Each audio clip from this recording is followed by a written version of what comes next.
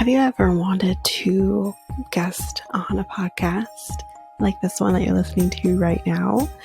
Well, you can. You can definitely do this by visiting a website called Podmatch, where you can sign up and be available for all different types of podcasts that you can guest on.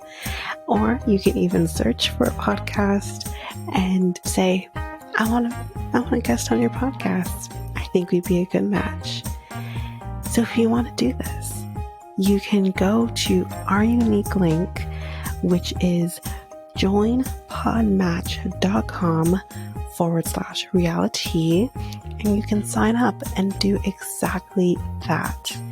And you can find us and you can guest on our podcast. So again, that unique link is www.joinpodmatch.com. That's joinpodmatch.com/reality, REALITEA, and you can be a guest on our podcast.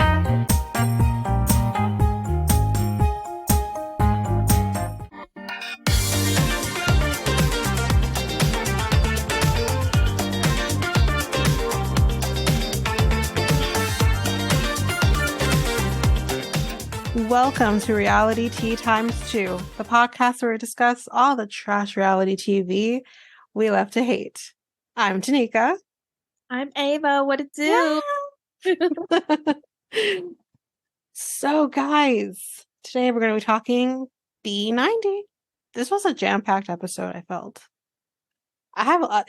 Yeah, she can't keep track of what's what because there's too many people. Too many things going on. I have no idea what's what. And it's not slowing down. Yeah. Not at all. So, anyway, this episode, we have hot goss. We're going to talk some memes. And then we're going to jump into the episode. So, first thing on the hot goss part of things. Christian and Cleo. Apparently, he has a history. He has a criminal history.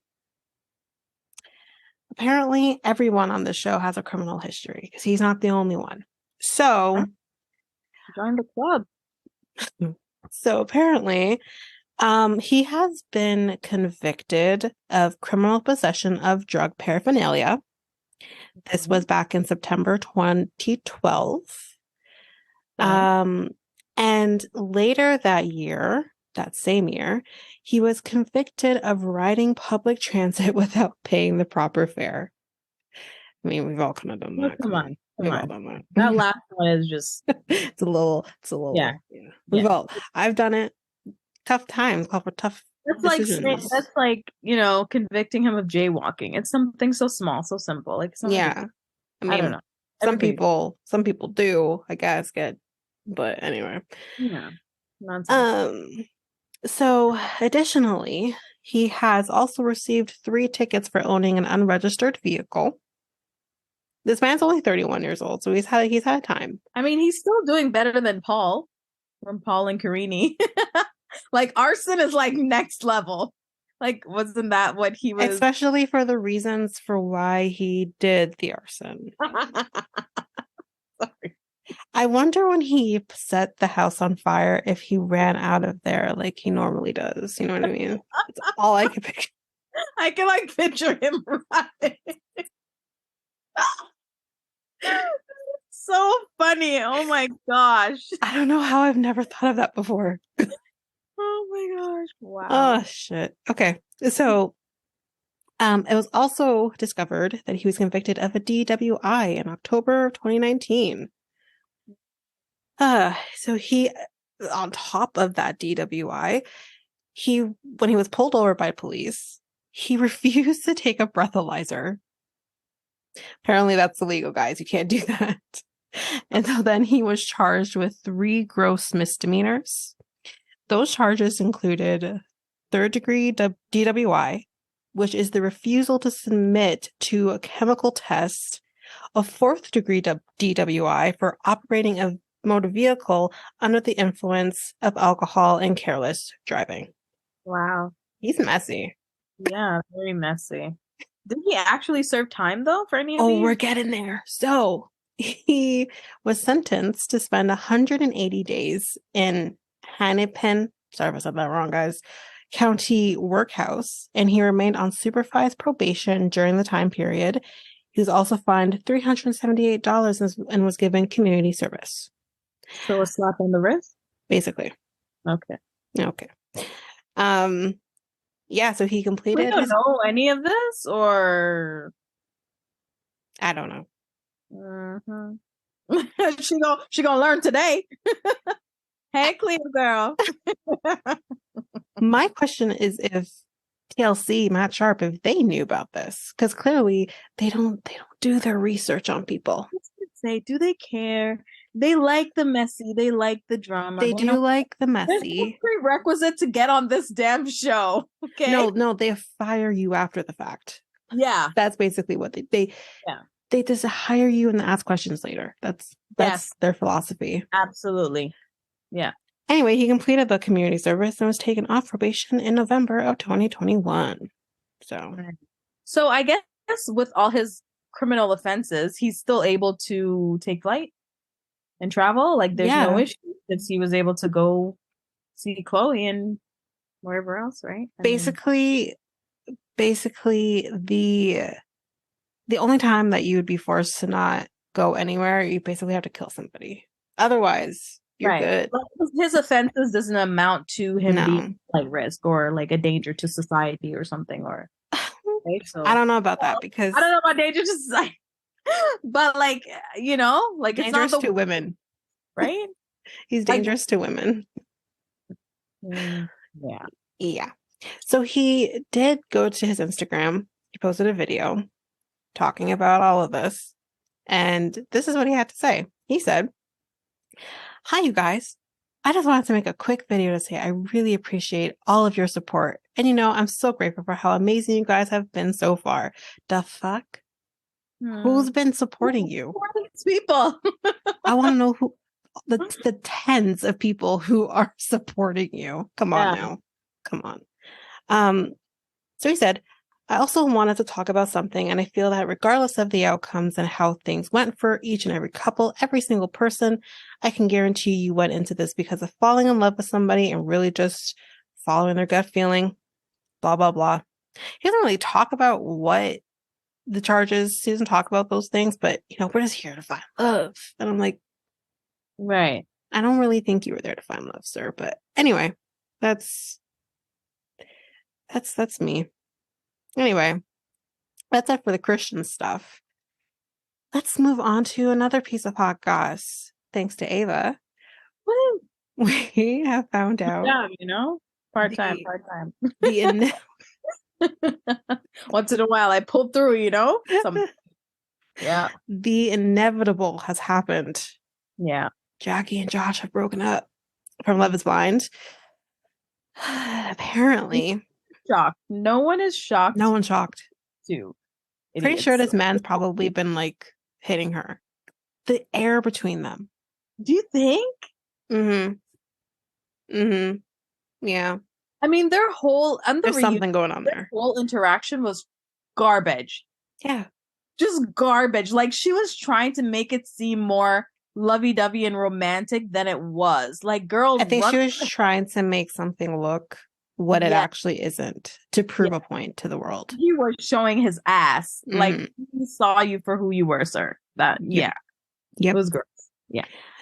So no one's shocked over here. The reason that he broke up with her, because he broke up with her, guys, is because how dare she talk to his ex-fiancée, Monica? So because you talked to my ex, that's why I'm breaking up with you. Now, is this the conversation that they had on the reunion? On the reunion. But that was long ago, wasn't it? That's the thing that's confusing. I don't know. I mean, I think from the past after the altars, it's been maybe a couple of months from filming to when it airs. Then why are you breaking up now? Like, I wonder if they've been broken up for a while and she just didn't say anything. That's my wonder, but I don't know.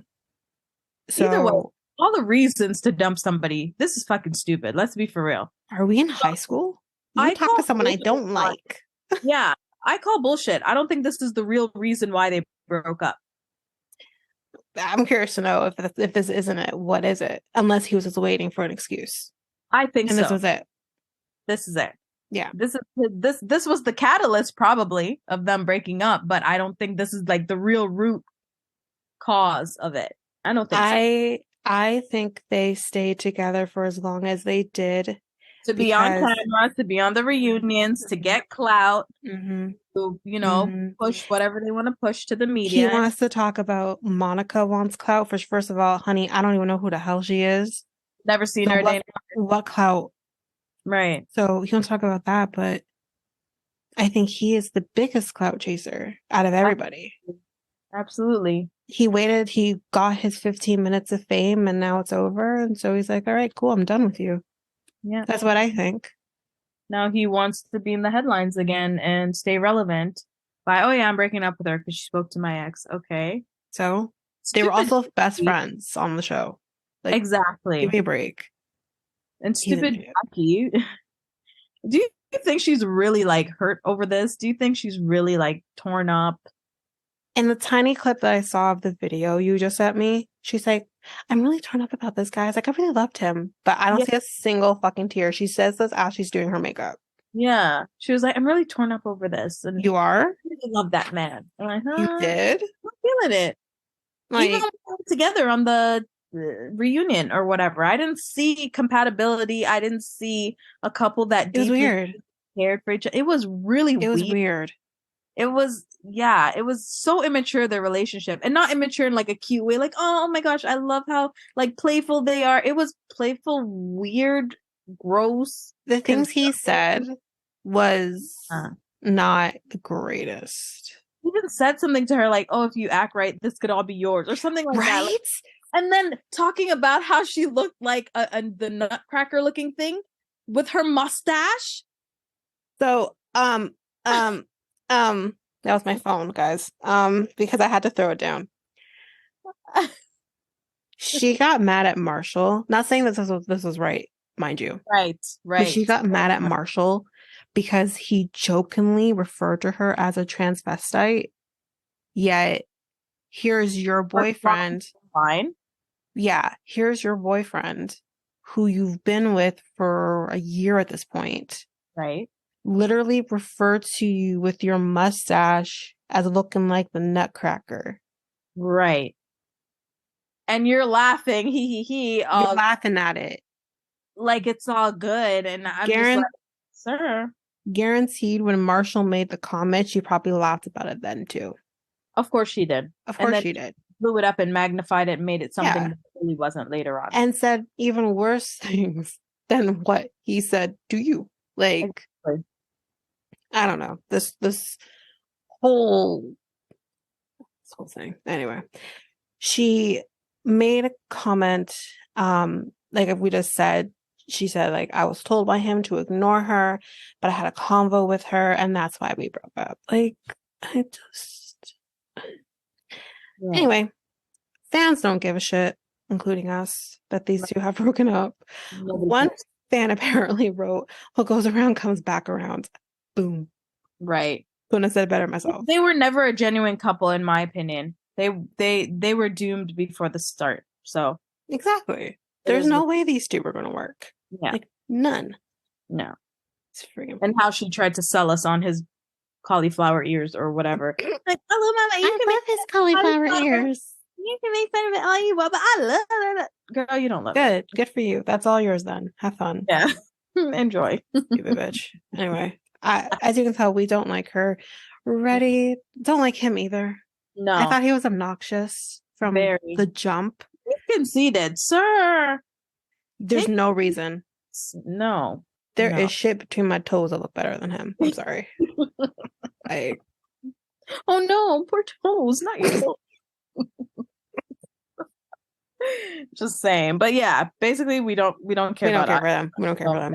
Not for either of them. So anyway. Happy to put that, like I said, on the after the altar. Happy to put these people behind me. I never want to hear about them ever again. And I hope this isn't a stunt for them to, remain in the media, get some spin-off, do some nonsense. I genuinely don't want to see these people again. I don't want to hear from them. Oh my God. I hate that you just said that. All I can think about is Perfect Match. No. Oh. That's all I can think about right now is Perfect Match. No. Maybe not. I don't know about her. I don't know if she's suited for Perfect Match, but him. He would be on Perfect Match. He would be the Bart Tease of whatever season he is. Yeah. I really hope not. I'm so sorry. But that would make hella sense. Yes. Yes. Everything that's like, come on. Yes. That's exactly what he's doing. I have no more use for you now. So now I'm going to be single so I can be on Perfect Match. Shit. There it is. Clout chaser. Oh, that is. Okay, so next, guys, memes. So Ava, you haven't been really part of the memes. You haven't been doing it. So go on a Twitter, now called X, and we bring up different things that people say on Twitter that's funny. Yeah. I've never been on Twitter in my entire life. I've never had an account. You never had Twitter? No. Even in the beginning? Never. I had Twitter in college. Oh. And I really only got the Twitter because, that was back in the day when, Twilight was out and stuff like that. So I would follow all of the casts on Twitter. Except for Robert Pattinson didn't have an account. Chris Stewart didn't have an account, but everybody else did. So I'm like, okay, cool. I gave up after like a year of Twitter. I don't really. The only use of Twitter that I have now, X, is for this purpose, and that's it. Okay. Nice. So, our first meme. He named it Billy. If you watch the episode, you know what I'm talking about. Did you see the part where Razvan called his penis Billy? Razvan, yes. Calling him, yes. Very subtle. Very subtle he was. Subtle, right. Okay. Yeah. That was, I'm like, Billy, of all things, you had to call it Billy? Yeah. Oh. Anyway, the next meme. Nicola proposing to Misha at the bazaar to go buy her the ring in person that she chooses. Genius. Next meme. I love that Nicola is haggling for the ring in front of Misha. Like, this is so not romantic. Anyway, next one. Prior to Nicola proposing, a salesperson from a local art gallery stopped Misha and Nicola as they were walking, invited them in, and asked if they were newly engaged. They told him no, but hopefully soon. And Misha noted that maybe him asking was a good omen. Wasn't. He had the plan. Come on now. Anyway. Next, part of Jasmine's visa paperwork included a passport photo of Gino, which she passed around to show her family because they had never seen him without a hat before. Next, in addition to the pillow Jasmine gave him, Gino also keeps Jasmine's childhood stuffed dog on the bed because it reminds him of her. Next, again, these are more of the informational stuff that we get from 90 Day. But anyway, when Razvan got dressed for dinner, he suddenly started speaking in a deeper voice. When Amanda asked why, he told her it just happens when he puts on this particular outfit.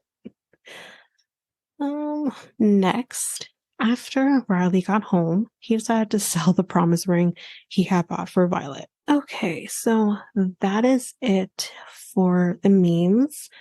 Of course, we will be putting the memes in on the socials as always. So you can take a look at them. There's more that you can take a look at. Yeah, in case you didn't hear Ava there, she had to mute herself. So she's back. Hello. Okay, so let's go into the reason that we are here. B90 season 6 episode 16.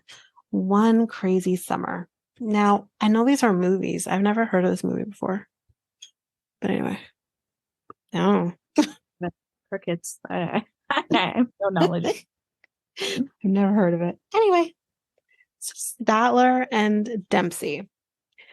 So we're pretty much leaving off where we left off last week with this argument about the kids. One wants kids, one doesn't. So Statler goes to talk to Dempsey, and Dempsey's just not about this. She literally says, geez, just leave me alone. Like, she just wants to be left alone. And she says, like, you never told me that you didn't want children. And you just said that our relationship wouldn't last if I want to have children. So what is there to talk about?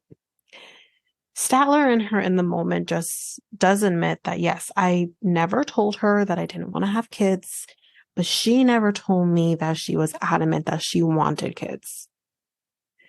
What do you guys talk about? Right. I'm confused because, again, maybe I always have to say to myself, maybe I treat things differently than other people. Mm-hmm. But I feel like I at least had that basic conversation with my boyfriend in the first 7 months that I want to have kids. You want kids? Yeah. Okay, cool. So we're at least on that foundation. But what do y'all talk about when you're not actually in front of each other? I don't know. Anyway. Dempsey is 28. Okay. Statler is 32. Okay, so yeah, this would be I was gonna say age appropriate conversation. Like, they're not like teens in a relationship. They're not like super young love. Like, it's so yeah, it is. Yeah, they would discuss these things, you know. Yeah, and as we see in a little bit where the conversation ends up going, it's when you're dealing with a same-sex couple who are going to have to get the money to do in vitro and all of that and do things a lot differently than a heterosexual couple would have to do if they're going to go the natural route. They don't have a lot of time to figure this out. Yeah. So like, I don't know what either person is thinking right now, but we'll get to it. So Statler says, are you done with us? And Dempsey said, that's on you because you're the one who just said our relationship wouldn't work. And Statler ends up going into the bathroom. She just needs to take a breather. You kind of hear her in there doing some breathing, trying to calm herself down. And Dempsey ends up, I guess, going into the bathroom. But and Statler's like, what are you doing? No, get out. And she leaves. And the reason why I took kind of an issue here is because Dempsey went into the bathroom, closed the door. Statler did not go in there after her. She let her have her moment. So the minute the Statler goes into the bathroom, is like, I can't do this right now. Let me go in there, take a breather. You go in after her. Yeah. The door was closed. Take a hint. Anyway. So 20 minutes goes by. And we see Statler come back out of the bathroom. I don't know if she was in there the entire time with her stomach issues. Who knows? And Dempsey says, you just kind of took me by surprise. I didn't expect you to be so, like, I don't want kids. Like, she wasn't expecting that. And Statler says, like, I just can't see myself right now having a child. She's in this moment. That's where she changed it. Now it's, I can't see myself having in this moment right now in this moment. Yeah. Whereas before, it seemed kind of like a blanket statement. Like, I never want kids. So yeah. So I'm hella confused. I'm confused as well. Yeah. And like I mentioned last week, when she kind of said to her that, do you want to adopt? And I was kind of like, Dempsey was damned if she did, damned if she didn't in that moment, because if you say no, well, I was adopted. Like, why wouldn't you? And then she says yes. The answer that she ends up getting is, well, I don't think I can take on a child who's adopted because I don't think I'm in the headspace to take that on. So, like, were you trapping her? Like, this was kind of a weird question to ask. Like, if you know, either way, it's not going to go good, whatever answer she gives you. Exactly. But I don't know. I agree. I don't, like, she's kind of changing things up here. And this is something not to play with. It's again, if Statler is in her 30s and Dempsey's approaching her 30s, there's not a lot of time here. You guys shouldn't be wasting time in a relationship that is not fulfilling to either of you. Like, it just doesn't make sense. This needs more talking through. Yeah. And a definitive answers from both parties, because it doesn't make sense for somebody to say, I never want kids, to now say, just to hold on to the relationship and let's be for real, have a place to live in the next few months, to say, oh yeah, just in this moment, I just can't see it right now. Yeah.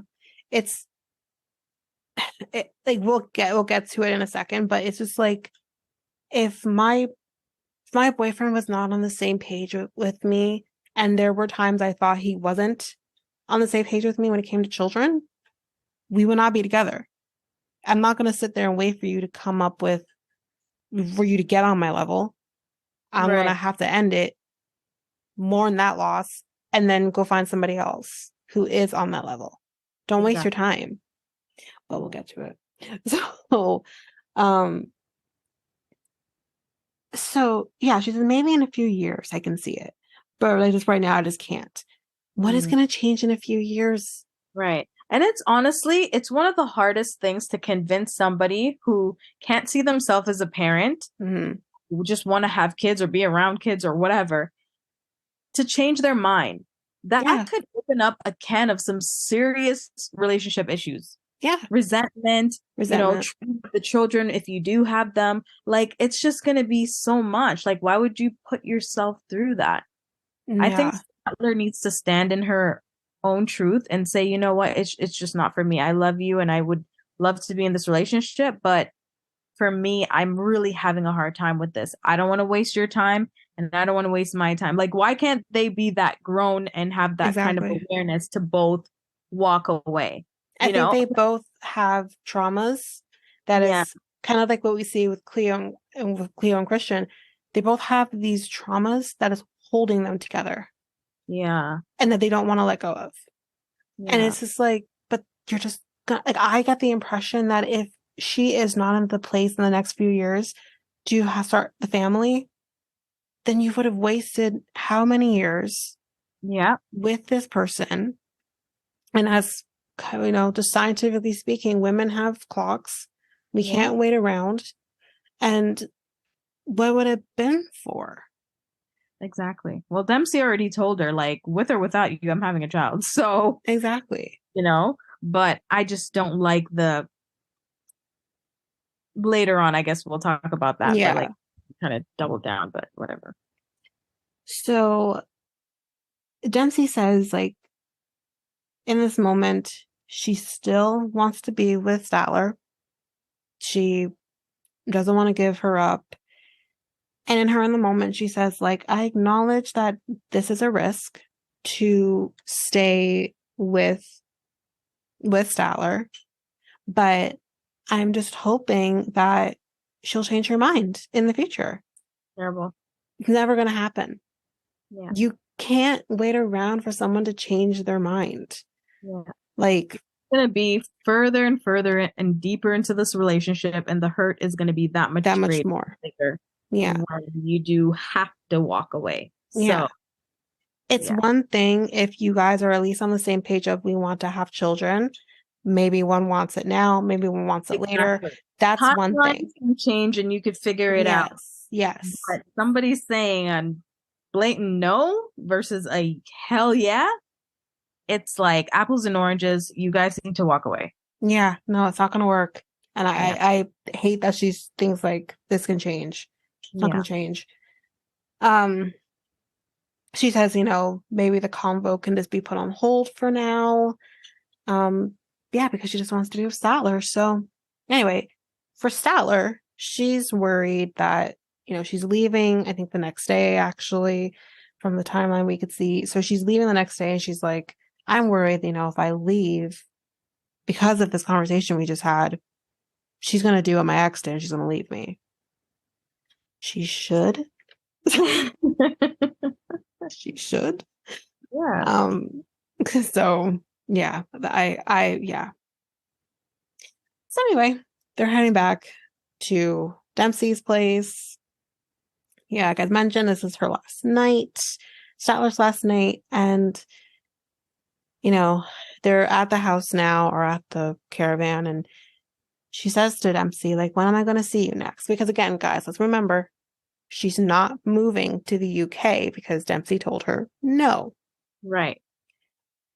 Until Dempsey says, you know what? I changed my mind. Of course. You can move in with me if you want. What the fuck? Yeah. Listen, I was with Dempsey this whole way. Until I mean, should we bring Dad back? Like, did you confer with Dad before you like, you know what I mean? Like, what is Dad, happening? friends, everybody told her, don't move that fast. Like, you know, maybe not a red flag, but like, you know, an orange one. Like, you know, why are you moving so quick? Statler was really successful in romancing the hell out of her and, you know, giving her the business. Yeah. Scissoring or whatever, you know. Yeah. Like, over there. But she's been very open about her, you know, sexual. She has had sex in elevators, sex clubs. It's everywhere. Parties or whatever she said, right? Castles. Like open setting. Yeah. Yeah. So, I mean, I think she pulled some strings and I don't even, I like, listening to Cray Cray when that came out about she had sex in an elevator. I'm sorry, I'm not, full disclosure, guys, I'm not a lesbian, so I don't know. I'm like, how does one have sex in an elevator? Well, when you're okay, yeah. Okay, I got it. They've got tools. One could be, we all have tools, but like, one could have been really flexible. We don't know. Yeah. Well, anyway. Yeah, I don't know. I think it worked. She really wore her down. Yeah. Sex can do things, guys. Oh, yes. It can really wear you down. Mm-hmm. Mm-hmm. So, anyway, yeah. So, Statler's like, are you sure? Are you serious? Do you think about this? Like, she's not believing initially, but she's like, yeah, no, I've been thinking about it. And, you know, she thinks that they bring the best out of each other.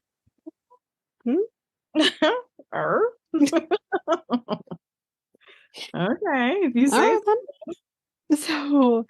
Statler, I think Dempsey is she has like this savior complex about her. Like, she just wants to save this poor Statler because she can see that she just wants to be loved so badly, and you know, I can love you. Yeah, I can rescue you from this internal turmoil that you're fighting with. You're, you know, I can be exactly what you need me to be for you. Like, you know. Yeah. I don't know. I don't know. Not a good recipe for a relationship. So yeah, let's ignore the fact that her ex wanted to meet up with her and that Statler never told you a single thing about it. It's like, well, nothing happened. Well, it's because you had a shit fest. We don't know what would have happened if you didn't have the shit fest. Anyways, so Statler says she's shocked. She doesn't know what changed, but she's happy that it did. Of course you are. So the next morning, they're cuddling. The last morning. And she's trying to get out of bed, but like Dempsey's like holding on to her. She won't let her go. And she's terrified to leave right now because of everything that happened. But, you know, she says she wants to be with her, but, you know, Statler, she says, like, she feels anxious, or I think like Dempsey says, like, I know you're anxious. I feel pressured. And Statler's like, well, I don't want you to feel pressured and then you just call me and break up with me, because it's happened before, as we know. So, you know, she is concerned that Statler won't be happy long term living farm life because there's no hot water. And she hopes like she will adapt to farm life. And anyway, they're at the airport. Statler is gonna say goodbye. Or she's not gonna say goodbye. She's just gonna walk away awkwardly up to the escalator. So that's it. That's it for Dempsey and Statler. Okay, so next we're gonna talk Riley and Violet. Mm-hmm. Oh boy. Oh boy. Okay, so it's confusing since he's gotten back. He says that when he landed, which was probably just a couple of weeks before, Violet had texted him some things, and he said it ended on a goodbye. So he does. I did write down these text messages because I'm me. Okay. Yeah. And one of them reads, I hoped you are the right person for me, but you are not. I want to break up the relationship. Good luck with your choice. Goodbye. Wow. It literally ended on a goodbye. And then she says, please block, contact me. So he says that he wasn't surprised, obviously, because of the shit show that was his trip to Vietnam. Right. And he then says, a few days later, she texted me again.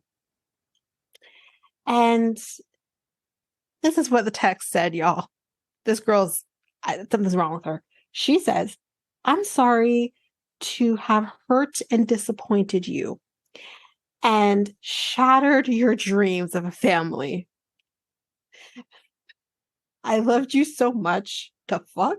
And didn't give you L word? She used the L word. She did. Yeah. Huh.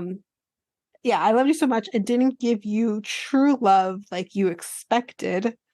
I want to marry. I want a peace family. I want to take care of a man, love him. He doesn't know where this is coming from. Either do I. I don't either. Wow. Producer then asks him, are you done?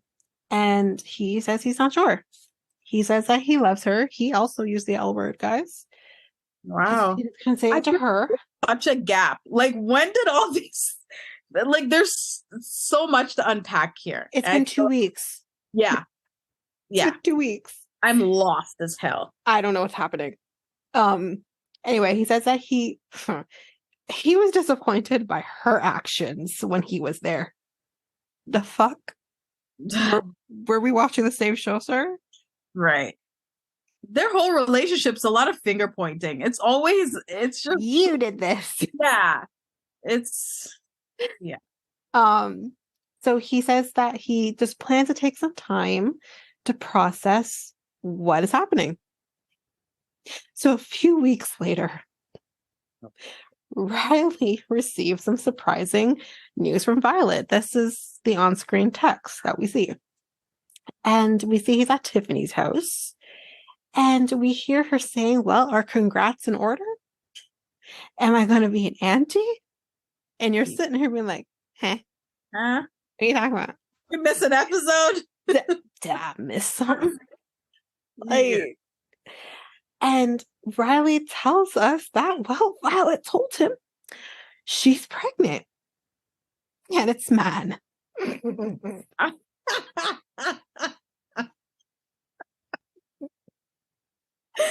Oh my gosh. No. I can't.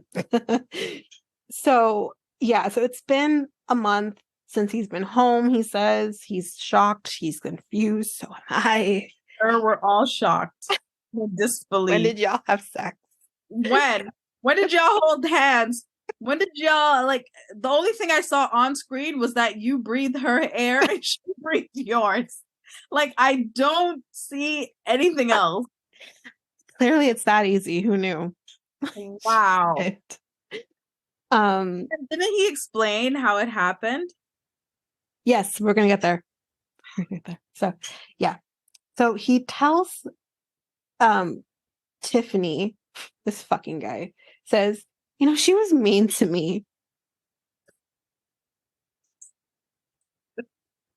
Okay. Which time? Like You also were mean to her, sir, if we really right. want to use that verbiage here. But anyway, here's how it happened, everybody.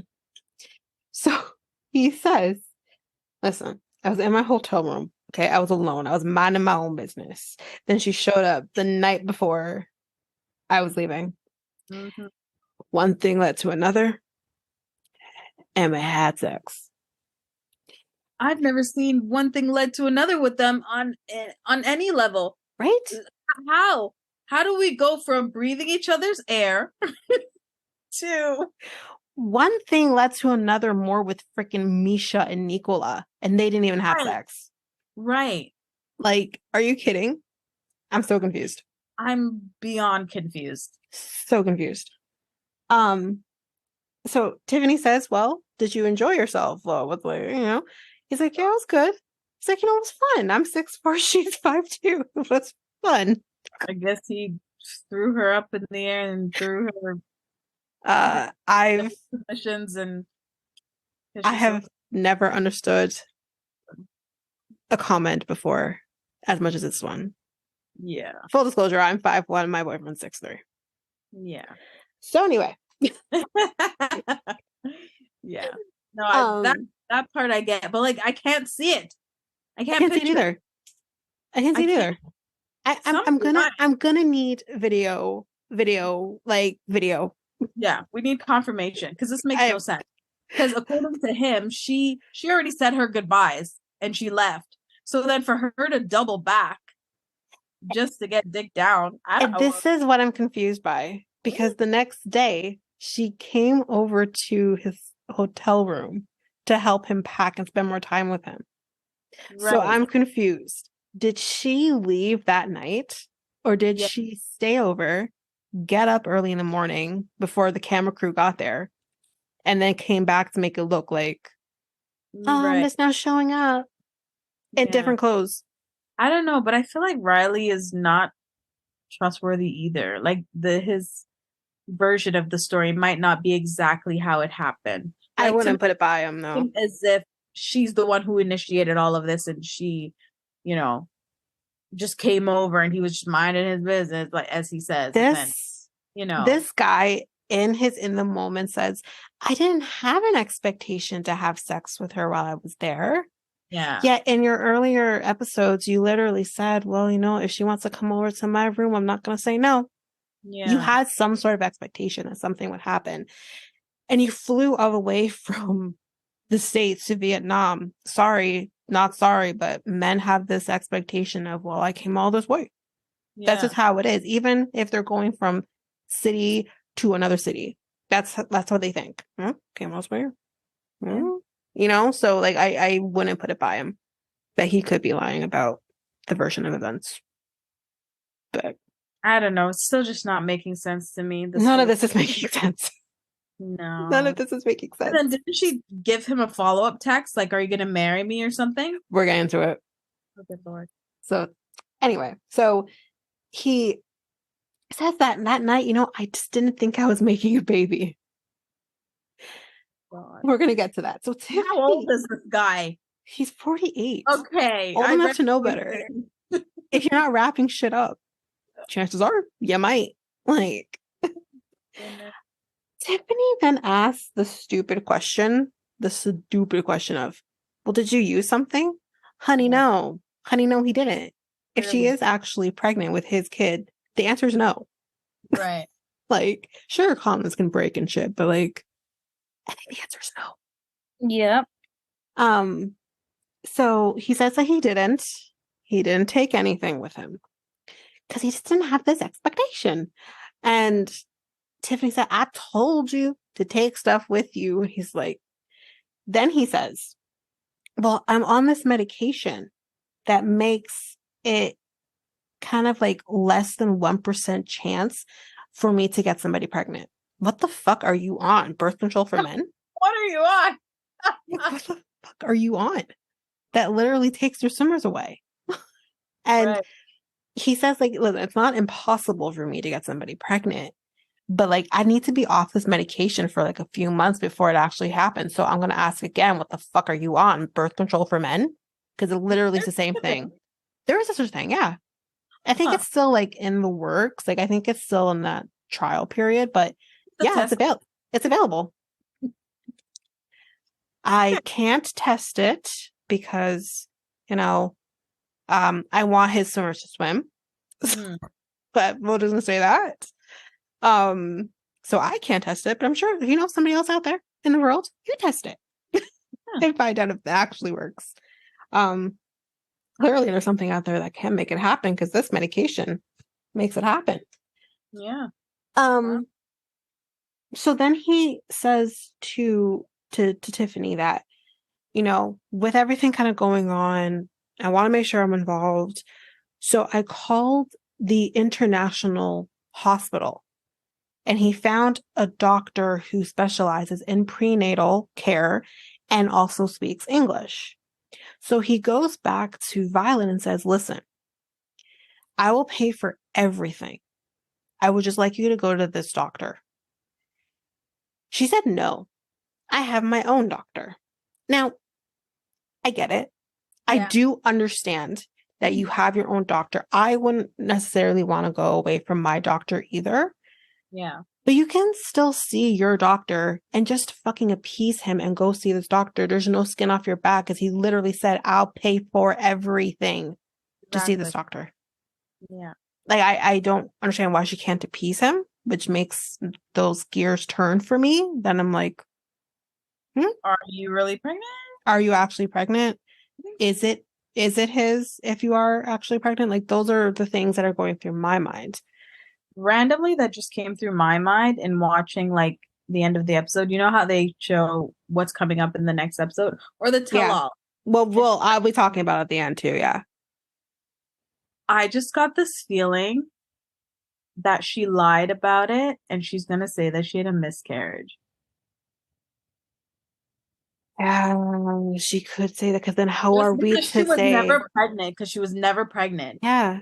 And then now she's going to say, oh, well, I lost it. Unfortunately, we live in a world where women do trap men and then say, oh, well, yeah, I had a miscarriage. I just got that feeling that she could say some shit like that. I hope she's not lying. That's a horrible thing to lie about. Because then that just makes me have sympathy for him, and I don't want that.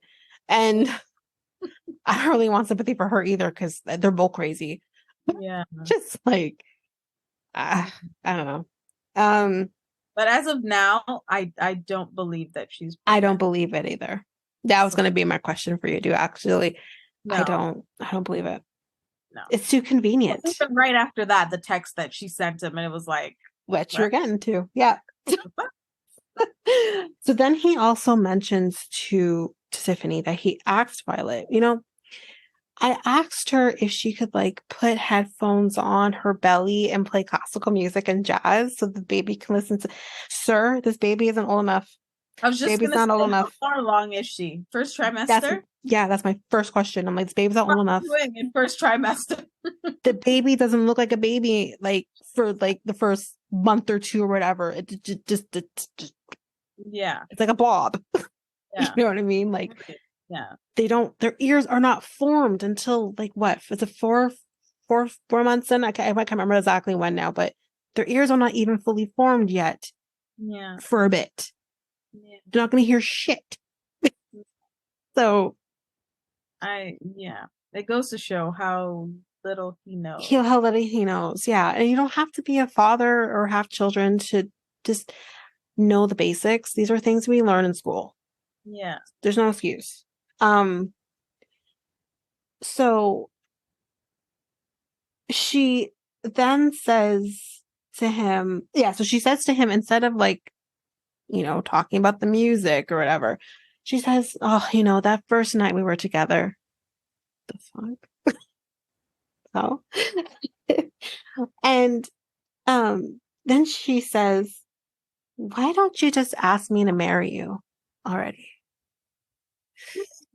Ooh, that's concerning. This So, whole scene is crazy to me. It's yeah, like so many moving parts. so many. Nowhere with these two. I don't Like even know how I they need to classify this see as a receipts relationship. and I need to see timestamps and I need the producers to like, label every recording and because there's a lot missing. There's so A lot much. seems to have happened, and then we go to this one scene, and then all of this is being revealed, and it's like how? Because what we've been watching, this was not in my mind at all. That No, I these thought two, they were doomed. right? I They were thought doomed from when they were sticking each other's middle fingers at each other. They were doomed from then. right. Remember, even when he was leaving, like she was like, "See you when I see you," or "See you, see you take never. yourself," or yeah, basically, he was like, "Sayonara, all the best." It was one of those. It was like, "Take care, Yeah. nice meeting you." And that's literally what ended up happening. But then she does this switch of I don't know. Yeah, Like I don't know. It's so weird. I'm confused on because I that's need a what man to take care of. to I'm pregnant to you gonna marry me? Marry me. He sold the ring, girl. It's gone. Yeah, like what is happening? I don't I'm so know. confused. They're a hot mess. I don't think she's pregnant. I think this is just I think he should just stick to smoking his cigars and just leave women alone, yeah. personally. Um, so Tiffany says kind of off in a corner that, Violet knows how to play with him, knows that he's never had a kid before, knows that he doesn't really know like the blueprint and all of that. And she's like, so now you're pregnant and he should marry you? Mhm. I mean, she's not wrong. I don't particularly like Tiffany, but she's not wrong. Um, so anyway, she kind of says like, do you think she's trying to get a green card? And Riley says, I don't think so, because that's how everything was during the trip. But it's because of how things were during the trip that now she's saying, will you marry me? Like, ask me already. Right. That makes people think, okay, maybe in this particular case, it is about the green card. It's just weird. I'm so confuzzled. I'm using an old term, guys. I'm confuzzled. Goodness. um, but he says, like, I am questioning everything. And yeah, so he says that he wants to do a paternity test to confirm DNA Of this non-existent baby, sure, go of right this ahead. non-existent. How do you do a DNA test on a baby that's still in utero? Come on now. Like Yeah. I'm confused. Um, yeah, if only Maury was still around, right? Right. You are not the author. Anyway, that's it for Riley and just pretty much Riley. We didn't see Violet, so it's probably for the best. Next, my favorite couple, not Amanda and Razvan. I love Razvan. I'm sorry. I know you. I remember we talked about this, and you said like he's not your type. He's not necessarily my type either. Like, but he's hot. He's a hot man. Okay. I don't know. I can't get there with him, but I could see other people. Yeah. Yeah, I would Yeah. have fun with him for a night and end it there. That's about it. Yeah. I can Just see. I will say though, I do like him. I think yeah, for the most part he's genuine. He doesn't strike me as somebody who's just fooling around and doesn't mean what he says, and he just seems genuine. I don't yeah. have many red flags with him, if any, so I agree. I agree. So anyway, she's leaving tomorrow, and we see her coming into the apartment with this basket of gifts. Oh, some manipulation 101. Let's yeah. do this. And she says, like, I just want to show him my softer side. Yeah. No, you want Last to before the tell all. you Let's want to love bomb him. There's a difference. yeah. It is very manipulative, like you Very, said. Yeah. very. So then he comes in and he sees the gifts and he's like, oh, what's this? And he is basically gifted a heart pillow that he can hug and think of her, and a blanket that he can also hug and think of her. And then there is pictures that she printed that he can put around the house. And there's also orchids. There's like random orchids. Nothing really personal to him that says this was handpicked. Right? This is about me, guys. I know that you like this because I saw you looking at it through the window, the store. Like, this is generic 101 and afterthought. What, like, girl, go sit down. It's about me. Yeah. Here's some random ass pillow I found. It's kind of cute. Let's give it. At least, okay, like as we see again in a little bit, Jasmine gave Gino a pillow that's actually is personal for the both of them. She didn't just buy some pillow at Target and say, here you go. Like, you know, this is basically what she did. Anyway, we'll get to them later. So they're gonna get ready and they're gonna go for dinner. They're gonna have that talk. And he says that his heart tells him, you know, to stay. He loves her, but his head tells him this is a toxic relationship and he should run. Yeah. Guess which side he listens to? Not his head. We need to try listening to our heads more. Yeah. Yeah. I mean, for a guy, hey, hello, awareness. Like, good for you. Yeah. Too bad you're fucking fool. I think he also missed, though, that I'm also thinking with my dick because, like, yeah, I think he also missed that part, but anyway. In that moment, he reminded me of Dempsey. Like, she was doing stuff, and she had all this awareness, and then after, just right down the fucking pooper. Exactly. So apparently everyone drives like dummies everywhere you go. Because this person behind Razvan is like, as they're heading to the restaurant, is like honking him. And he's like, what the hell? And then he ends up honking at him. That's something I would do. I would honk at somebody if I'm like, what the fuck you want me to do? Like, I can't do nothing. But anyway. So they make it to the restaurant and Amanda and Wine are good friends. Okay. That's fine. So I wrote here when she's like ordering what she wanted. She ordered wine, she ordered salad. She just says, I'll have a wine and salad. Where's your please and where's your thank you? Where's your manners?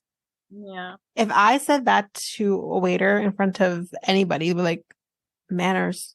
My mother taught me better. So yes, we're going to have this conversation now. And she says, you know, there are no more dates left. I'm leaving tomorrow. So a decision needs to be made now.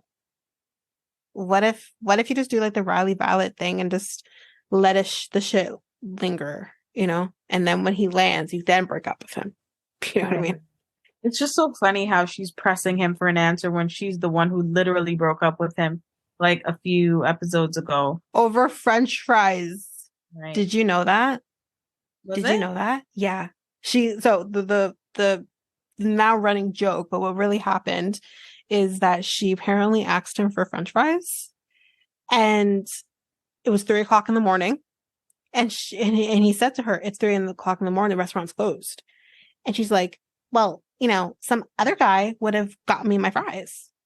Oh, and then that's what started the fight. So if you noticed in the last week's episode when she ordered fries, the cameraman focused on the fries. That was why. I think she actually might have even gone as further as said, well, Jason would have got me my fries. I think that's what she said. It was. Yeah. Yeah.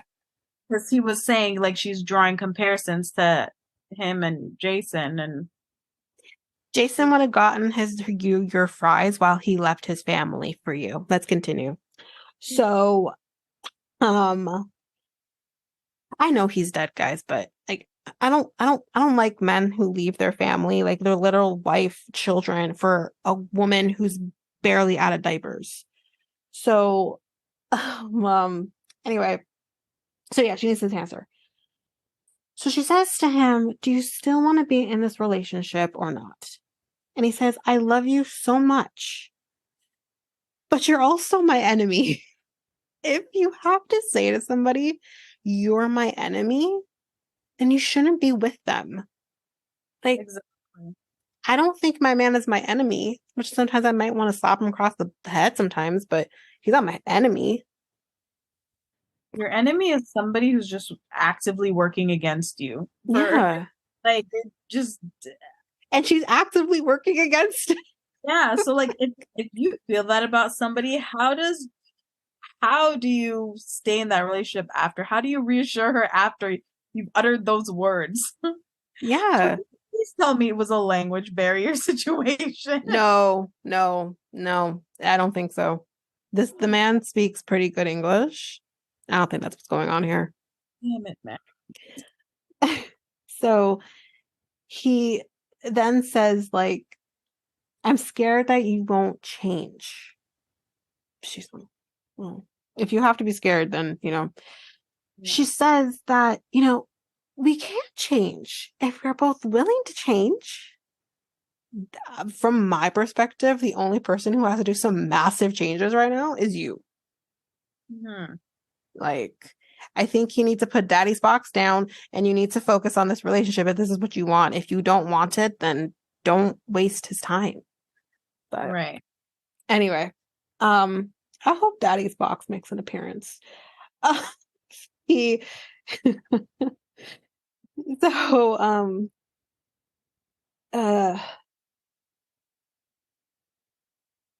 she wrote him a card, guys. I didn't write this down because I didn't care. But basically, did she write him the card, or did ChatGPT write that card? That card was so bland. Like, what the fuck? Like, you could have kept that to yourself. ChatGPT, can you write down something romantic? Let me steal it. No, honestly, that's what I think. I don't think she wrote that. But yeah, she basically just kind of says some jumbo shit about, I love you, blah, blah, blah. Cool. He clearly is sold into this nonsense. A cult leader could bring him in real quick because he's just so gullible. And he thanks her. He says that's romantic. Great. You can thank ChatGPT, like you said, because it was romantic.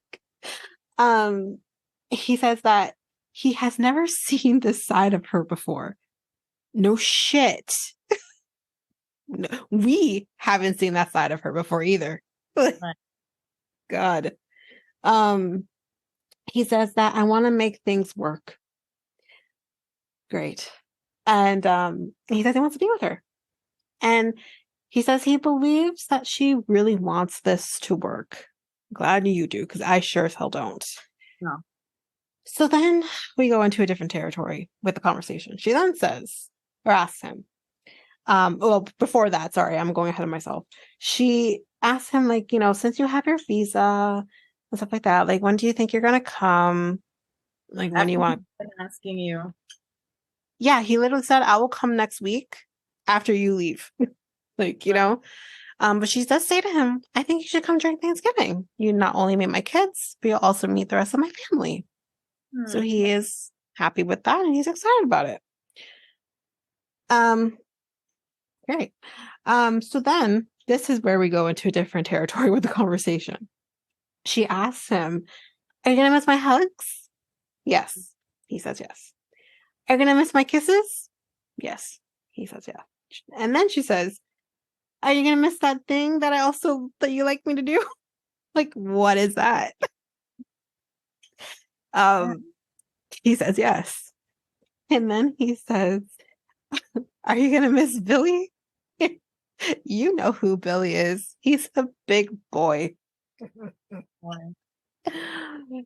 I'm curious to know how big. Anyway, moving on.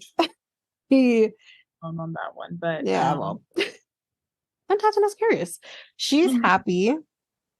And he at this point says, check, please. So they're gonna leave, and she says, it's sexy when you speak Romanian. Fuck. Okay. And yeah, so as they're leaving, he said, let's go home. We have some work to do. If my man said that to me, that would do it. Anyway, so the next day is the next morning, gonna be leaving soon. She says that she's sad and she's tired. So clearly they've probably been up for a night. And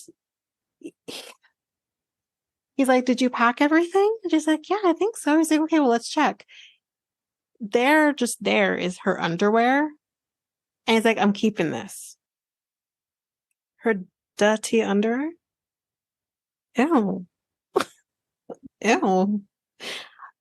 There's no kink shaming. There are people out there who like women's dirty underwear. So I agree.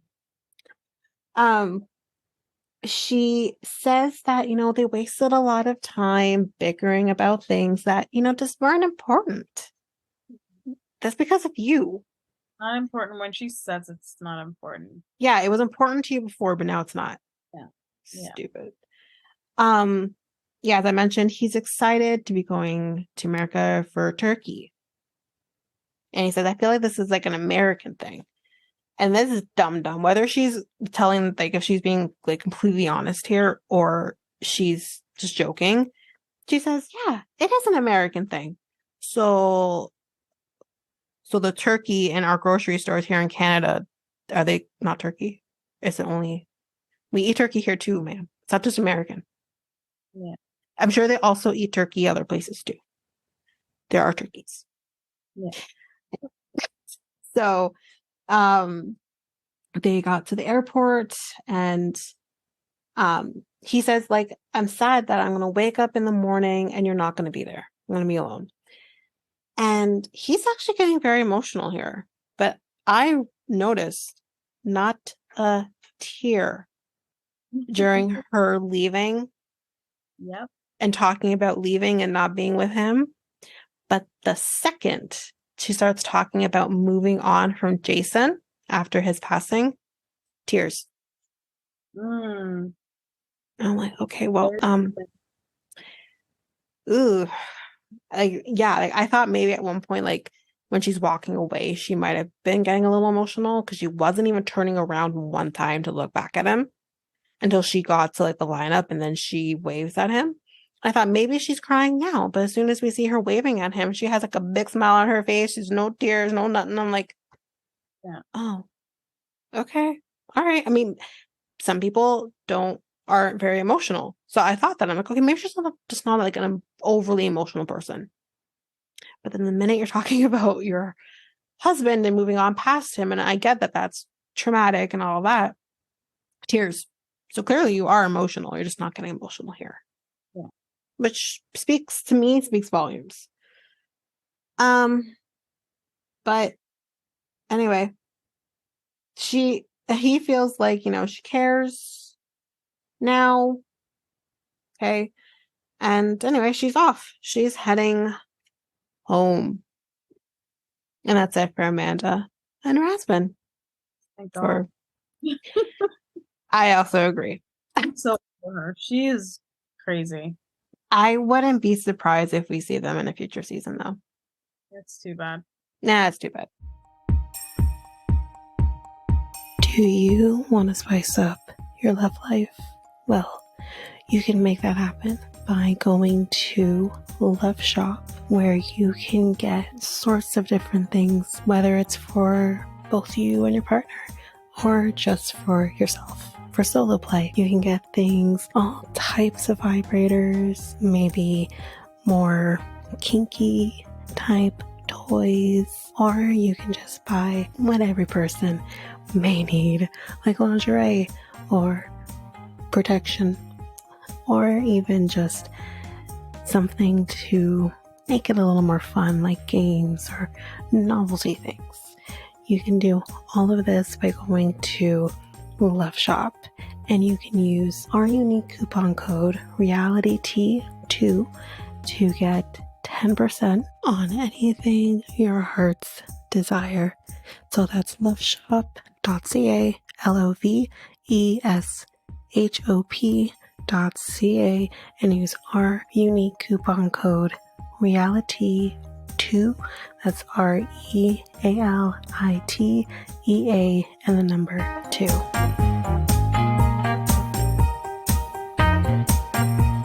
Okay, so now we're going to talk Gino and Jasmine. It's going to be great, guys. So he's putting on his favorite socks. They keep his feet warm. And he has been back now for 5 months. It's a long time. Yeah. And he says the relationship with Jasmine has been going good. And he says that Jasmine, her interview is today. Great. So then we start talking about who's getting what side of the bed when she gets there, because her pillow is on her side of the bed, he says. And the producer's like, well, what if she wants the other side of the bed? And he's like, I think she's gonna like that side of the bed because I'm used to the side of the bed, but she gets first pick. Okay. Then we see him doing his coffee, and I'm assuming from what he said here that he has 8 cups of coffee a day. Wow. That explains everything. Yes. It really does. Mm-hmm. Can I just say though, sidebar, I was fairly proud of Gino this season up to a certain point. You know, and that seems to be a reoccurring theme, that they're all, they have their own opinion, they try to stand in their own truth, and then they all cave at the end. Yeah. I think he handled himself pretty okay. My only thing is that, number one, he should have asked, where the hell was the ring this whole time? Right. Did I tell you? So when she quote unquote lost the ring, he said to her, like, I was looking for the ring. I didn't find the ring. Where was it when I was looking for the ring? It was in her butt. She hid it in her butt. What? And then cleaned it afterwards. Yeah. What? She hid the... She said that? Yeah, she told him that. She hid it in her butt. And then she did clean it afterwards, she said. Huh? So that he couldn't find it? So he couldn't find it, and he would have to get her a new ring. How'd she get it out?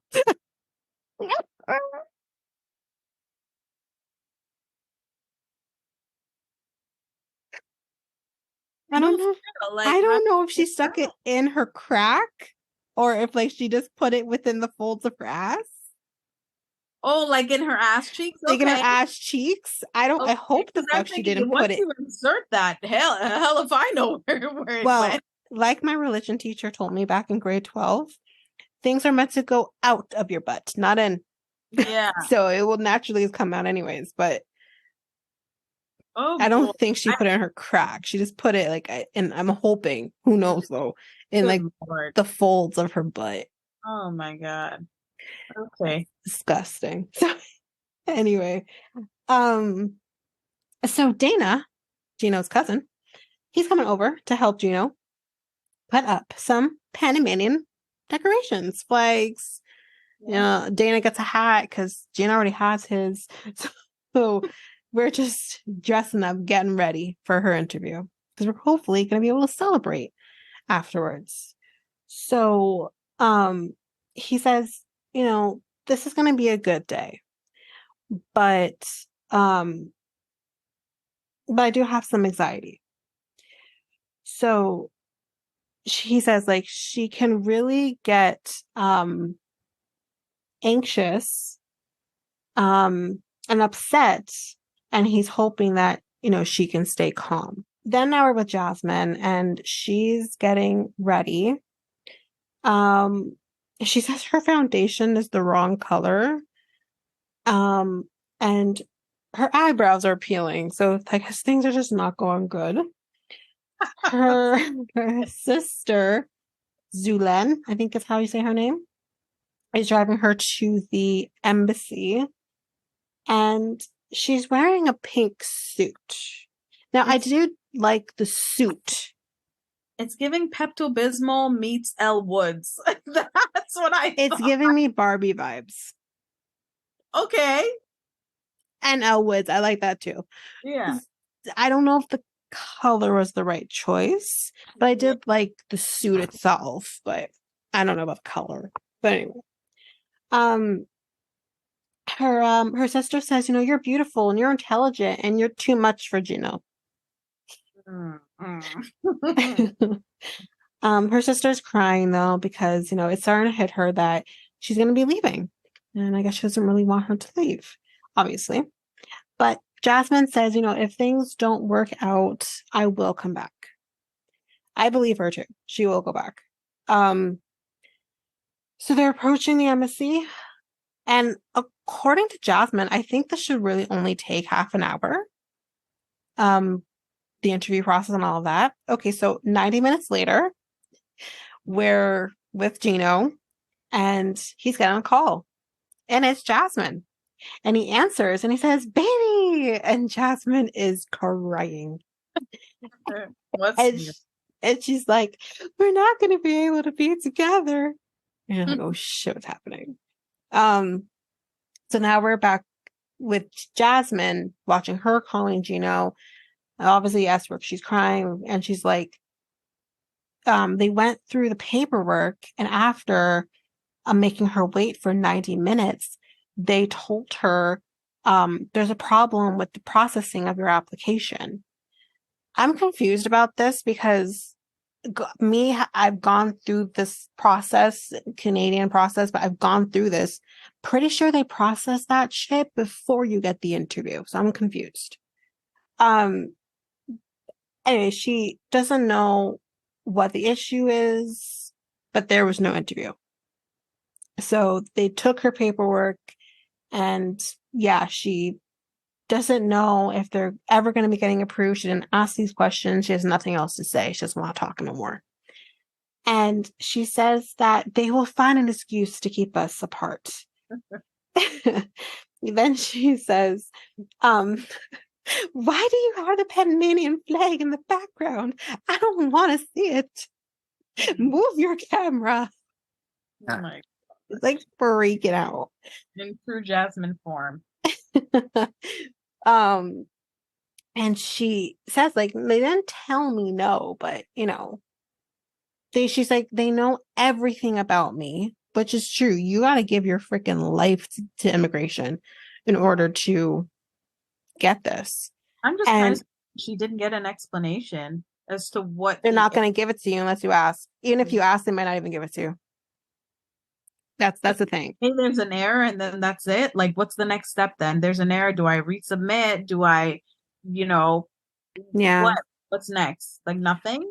From my perspective, when my ex was denied, they didn't tell him in the office he was denied. Not 100% like confirmed, yeah, you're denied. We had to wait for the letter to come in, and then we found out, oh, you were denied.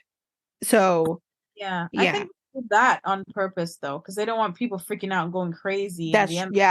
Exactly. So keep everybody cool. Oh, yeah, we'll keep in touch. Oh, yeah, go on, no problem. Then boom, the letter denied, bitch. Yeah, exactly. At that point, you're home and they're safe in their cubicles. Like, exactly. So I was gonna get hurt in the process. Yeah. So she says, I would rather have a no for an answer than not have an answer at all. Yeah. Like, she just needs something. And she's like, again, my life is on hold. She can't take that he's so positive. She can't be positive in this moment. She says, we'll talk later. Then Dana kind of comes in because he went off and to give them privacy, and Gino kind of explains like she's spiraling at the moment, and she says that she says that there's a constant fight between her head and her heart and her brain. She says, I love him, but my head is telling me to give up. Right. Spoiler alert, she got approved because they are on the OG season coming up, and she's in studio for the tell-all. So she was clearly approved. Yeah. And I kind of wish that they just didn't spoil it for us. Just kind of be like, I mean, they're kind of spoiled, but yeah. Misha and Nicola. So she's petting another cat, guys, per usual. And he says, his prayer is for God to make Misha love me more. Jesus Christ. So he tells her, I love you so much, Misha. And we've known each other for many years. And you're the woman I was waiting for. And he gets down on one knee in the middle of the market.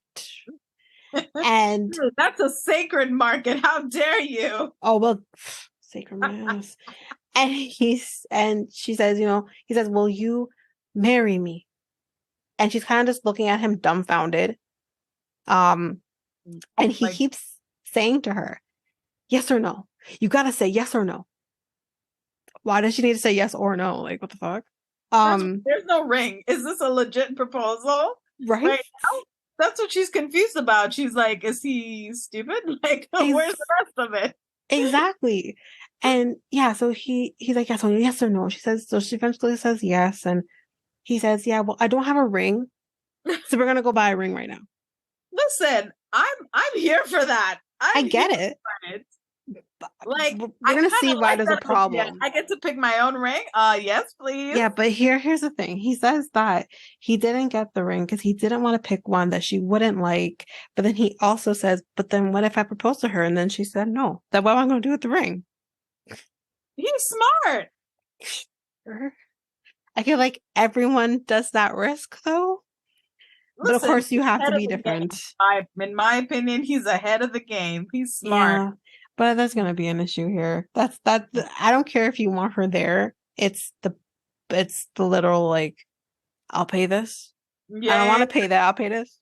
Yeah, it's the heckling. All you had to do was excuse her in that moment. She chose to ring.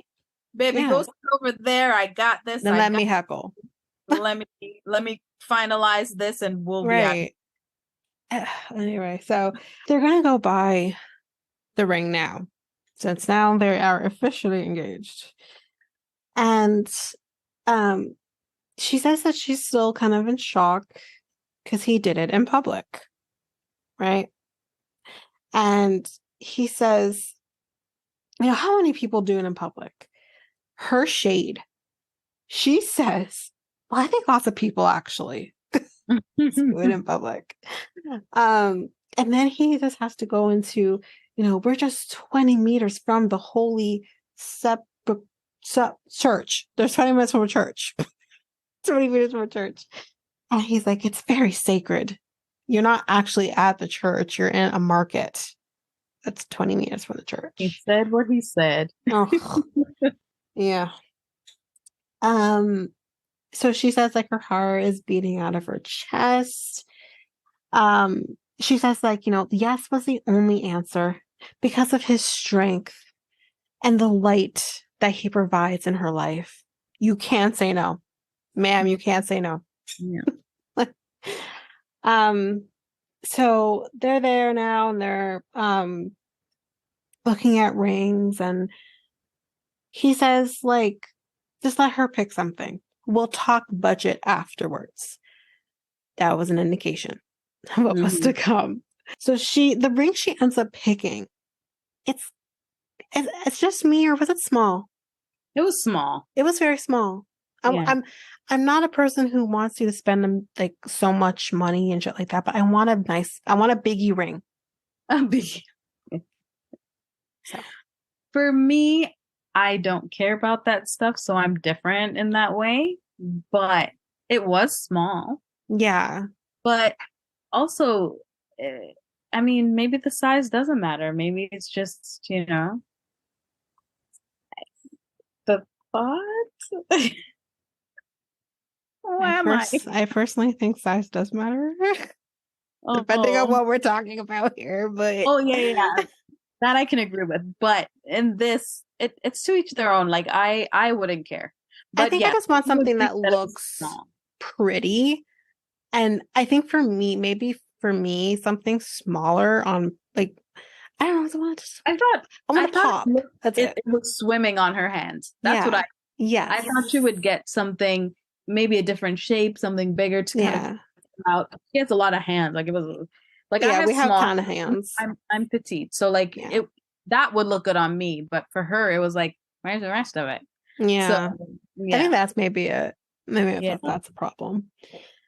Anyway, so the ring, it costs 7,100 Israeli shekels, I think it's the right term, which equals $1,938.56 US dollars.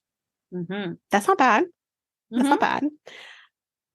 But Nicola's like, oh, that's way outside my budget. Right. So here comes the heckling. Right. And he's like, in front of her. Good Lord. We're in front of her. That's the problem. And he says, listen, this is my first time. So don't do anything. But this is my first time. Okay. If you give me a deal, I will pay cash. The music too was kind of like this. You know what? I think it's in their culture to do this. Yeah. I think even with the Indians, they do the same thing. That's true. They'll go back and forth until they reach like an agreement. Yes. I think the issue is like when it's not a part of your culture and you're seeing this happen and she's right there. I think the issue is she's right there while it's happening. Yeah. And it's just like, I mean, we all do it to some extent, but like, is there like a discount for this? No? Okay. But he was going all out. It was great. There's more. Yeah. VA says, so this is my first time. And the clerk says, listen, the more you invest in her, the more you get back. And he's like, but I want to make a deal. So Misha does not want to see this. She's not about it. She's like, it's not hot. No, it's not. And the clerk says, okay, I'll give it to you for 5,500 Israeli shekels, which equals $1,525.01 US dollars. And Misha says, if you can give it to me for 4,500 Israeli shekels, which equals cash right now, which equals $1,228.66 US dollars. He's like, then we got a deal. He's like, we got it? Huh? And the clerk ends up saying, okay, fine. And they shake on it. There's a shake deal. And he saved a whopping, what, like 700 USD? I think so. Yeah. Where did we start off? We started at 19. Yeah, about 700. Listen, he did the damn thing. He did. He's a good businessman. We'll say that. Yeah. So he then says, Misha, you can just put the ring on now. And Misha's like, no. And the clerk's like, no. Like, you propose to her again. So he proposes to her again. She says yes again. So this would have been the time to say no. And yeah, that's it. They're engaged. Next scene, she is leaving and she kisses him and then tries to give her his gum or give him her gum. And okay.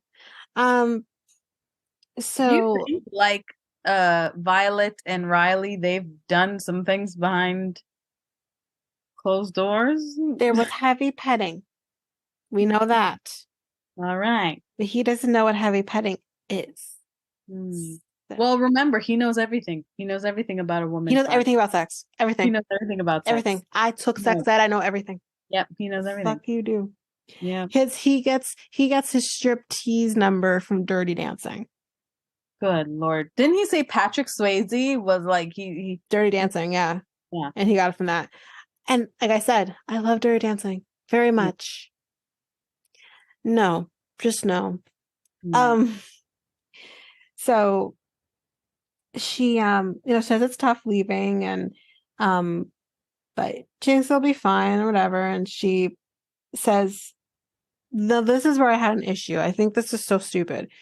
She says, without the annulment, I will not be able to apply for the K1 visa.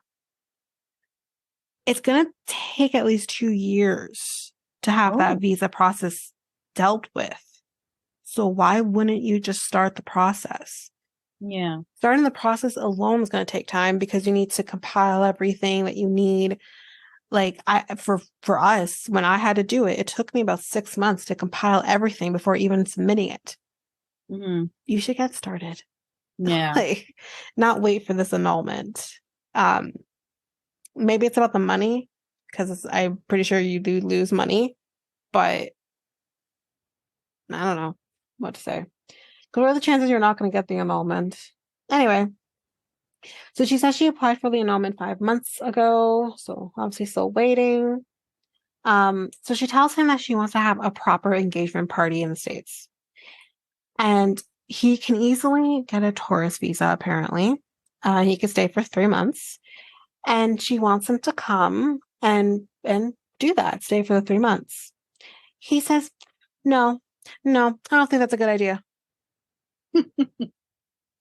He says, staying in a house together for 3 months, that's letting the devil into the home. The devil hates us. The devil wants us to sin. Wow. You can't just be in separate rooms. You can't be in separate rooms. Like, if you guys want to wait, good for you. But like, but don't throw away the whole trip. Yeah. Its importance. It's so stupid. Over temptation. Yeah. Because the devil. Okay, so she's like, how are we ever going to water the soil if you don't come? And he says, with praying, Misha. Okay. Yeah, because prayers do everything. That's great, but you need to actually do something physical. So he's like, there are no other solutions. He says, do you want to sin? Shit. And she says, it wouldn't be sinning. You just have to put a firm boundary in of no premarital sex, and there'll be no sinning. But anyway, she thinks that his take here, it's very cold, which I agree.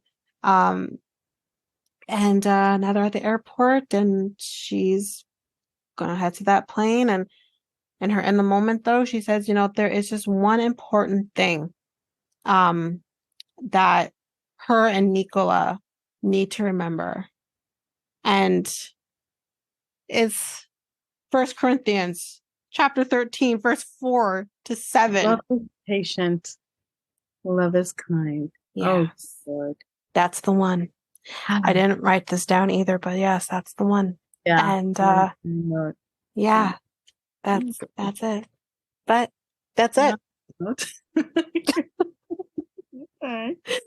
That's it for Misha. They're a kooky little couple. I can't take them seriously for some reason. I don't know why. They're hilarious. I can't imagine that she gets hot over this guy. Like she feels I don't get it. Some type of way. I don't get it. There's nothing that I would find even remotely. Yeah. Nothing would draw me to him. He's light years behind her in so many ways, and to infinity and beyond. Hand holding him, and it's like, is it that maybe the turn on for her? Like, you know what I mean? Like being his teacher. I think you might be onto something. I don't know. I think you might be onto something. But anyway, we only have one more couple left, Cleo and Christian. Yeah. Not much really here. Literally only have a page of notes. 1 page. But anyway, Christian's packing. And he's letting her keep his favorite sweatshirt.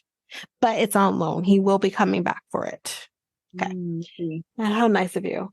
So he's going to be going to the airport by himself. Cleo has to exit the Airbnb, pack up her kitties. So she's not going to be going. She's an absolute mess. But she's going to try to look at things from a positive perspective. But Christian says, those things that happen, the bad things, it did cause a dent in the relationship. But he doesn't think that the negative outweighs the positive. But we should be able to learn from those things. We can't forget those things. I think she'd rather he did. But anyway, she does say that being an autistic, transgender person, she has faced problems that cis people don't have to worry about. I mean, her just being autistic alone, it could just, you're thought about very differently. So yeah, she faces different issues. And I think because of those things, because of the fact that she has a different path than maybe other people have, this is why she's holding on to him. And he isn't it. I keep saying that. I keep saying it. He's just not it. So anyway, they're outside. He's getting ready to leave. And this dum-dum starts quoting Casablanca. And you can kind of tell in her face that she starts rolling her eyes because she doesn't want to do this right now. She's, again, still crying. So he does go into the car and Cleo kind of turns away and is just crying. And we see him rolling down the window and he has like this frown on his face, which is, I don't know, it was just weird. He's just like, It was so weird. And she never once turned around to look at him until the car drove away. And then she turns around and waves at him and it keeps crying. I don't know did you notice that when he was driving to the airport, this car window had smudges all over it? No. It was disgusting. I could not notice it. It was just like on the top part of the window, it was just smudged. Like, ew. Does this person not clean their car? Disgusting. So he says, like, you know, there needs to be change. They need to overcome their issues. Who knows if things will work out because of that. And there's also the family, right? The family could not get over this. So, and then anyway, back with Cleo, she's picking up her kitties, her cute kitties, and she's leaving the Airbnb. And we see him on the plane, and he thinks that she's one in a million. 1 in a billion. Sorry, not million. Billion. Wow. And he said he messaged her and told her he already misses her. And he's off. Hopefully he leaves women alone while he's on his way home. Hopefully he doesn't talk to nobody. Yeah. But you know what? He would not do well with that other girl. What's her name? Which other girl? One in the Philippines. Violet? No, not Violet. The other one that's like, don't look at girls, Sheila. don't talk to girls. Oh. Keep your eyes on the priest. Mary. Oh my God. He would not do well with her. Oh my God. Oh my God. Don't look at anybody, just like I told you. just look at the priest. Oh my gosh. That's hilarious. Just look at me or the priest. Look at anybody else. Yeah. I don't think they're gonna make it. I'm just saying. Did you watch the episode? Which episode? The Other Way yesterday. There's spoilers with them because they spoiled their story. No, I'm not talking about Mary and what's you're talking Cleo and Christian. Yeah. I don't think they're no, absolutely not compatible. Absolutely not. I want her happiness, but not with him. Yeah. No, he's not the one or the two or the three. Right. So next time on, guys, you don't have me for this because Ava had to go and pick up her daughter. So you have me for next time on. So next time on, and this is a long one because we see everything from the tell-all. So let's go through it. So we have a live studio audience, as we've seen now, I think a few times. Amanda says some of the other castmates are toxic as fuck. Because, ma'am, you're not? What the hell? And the producers ask, like, do you want to name names? And she says, I think it's self-explanatory. And before she says that, actually, we get this scene kind of coming in between her thoughts here. And it's Jasmine and Gino. And Jasmine says to him, you better be on my side. Okay. Razvan, we see confronting Christian about talking to other girls in the bar.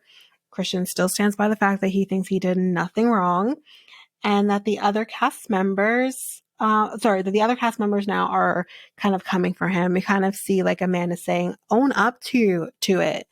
And we see Riley coming like, Christian, come on. Like, if Riley can say, come on, come the fuck on, you know, you're in the wrong here. Then we see Nicola telling somebody that man is the head of a house. It's in the Bible. And Statler says he's going to judge the hell out of you and that there are other fish in the sea, 100%. Gino says that it's bullshit to be talking to her ex, Dan, about their sex life. And she says that she just needed validation from a male's perspective. And then Sean asks the question, is there a sex video with you and Dan from 1 month prior to Gino's arrival in Panama? Jasmine says, I know you're going to get mad. ... And we see Tyree. I forgot about you. Sean says, you know, I never had a chance to talk to Christian. This is the man. But, you know, since filming, we were able to dig up another number for him. And let's call him because Tyree's down for it. Tyree's down to call this guy. And we do hear some dude answering the phone. Then Jasmine asks Riley, do you really think she is capable of lying to you about a child to manipulate you? He says yes. And Sean then asks Violet, are you pregnant with Riley's child? And of course, we don't hear the answer, but the reaction from everyone in the audience and the cast kind of, I don't know how to think about it. It could go either way. But that is it. That is it for B90. I'm excited for the tell-all next week. But yeah, that's it for this week. So if you like what you heard, please share Reality Tea ×2 with everyone in your life. Please spread the word. We would love to be able to grow this podcast by just spreading it around to everybody. Also, you can rate and review the podcast on Apple Podcasts or Spotify. That also helps with the growth. Again, you can get this podcast on any of your favorite podcast apps. If you want to connect with us, you can do so by going to either Facebook, Instagram, or Threads at Reality Tea ×2. You can also email us at realitytea2@hotmail.com. If you are an avid YouTube user, you can listen to this podcast on YouTube by going to Reality Tea ×2. I have a new podcast with my friend Mikkel called Next Take Podcast. The link for that podcast will be in the show notes, along with everything else will be at the show notes. Well, that's it for now, guys. Thanks. Bye.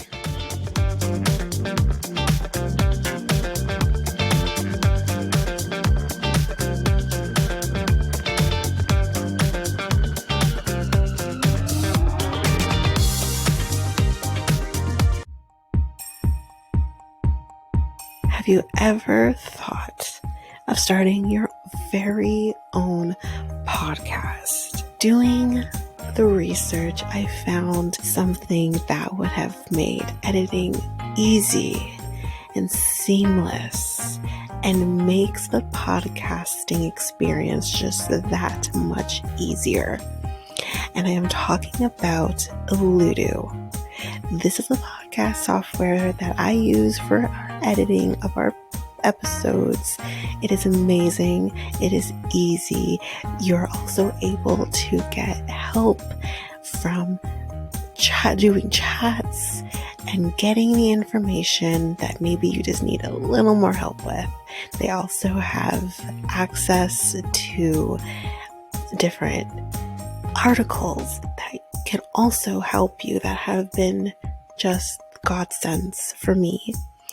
Also with Oludu, you can create clips, you can do your ads, that's like this very one I'm doing right now, and you can create your trailer very seamlessly just by the clicks of buttons. You can also use Oludu to publish your episodes just straight from the software. It's so easy. I highly recommend it. You can get access to Oludu by using our unique link, which you can find on our show notes, just down there at the bottom at the show notes. And you can get access to an easy software